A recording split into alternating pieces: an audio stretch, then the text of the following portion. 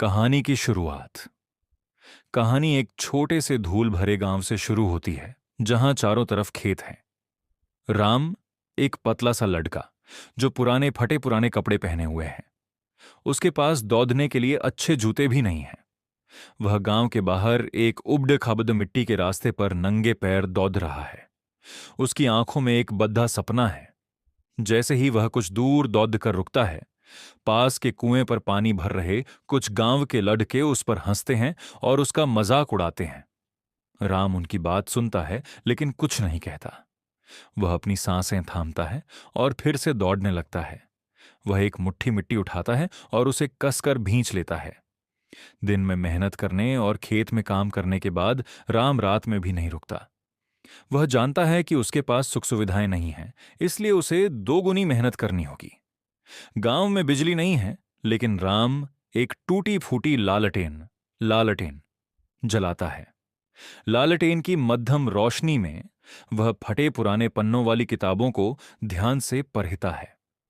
वह देश के सबसे बड़े एग्जाम की तैयारी कर रहा है, जिसके लिए कोचिंग या इंटरनेट की कोई सुविधा नहीं है। बाहर रात का अंधेरा है और सन्नाटा है, लेकिन राम की लालटेन जल रही है। वक्त बीतता गया और राम का शरीर और मन दोनों मजबूत होते गए। अब वह गांव के उस धूल भरे मैदान में एक पुराने फटे हुए भारी टायर को अपनी कमर से बांधकर भारी बारिश में दौड़ रहा है। वह अपनी जिद की परीक्षा ले रहा है। बारिश का पानी उसके चेहरे पर आ रहा है। मिट्टी की फिसलन है। टायर उसे पीछे खींच रहा है, लेकिन वह रुक नहीं रहा है।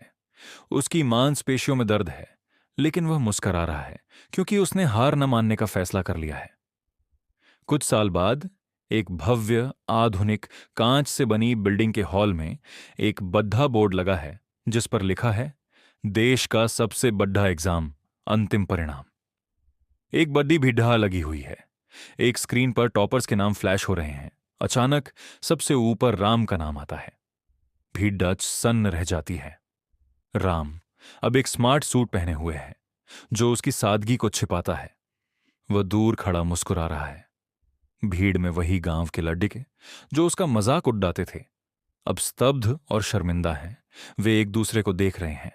राम ने बिना एक शब्द बोले अपनी सफलता से सबको चुप करा दिया है।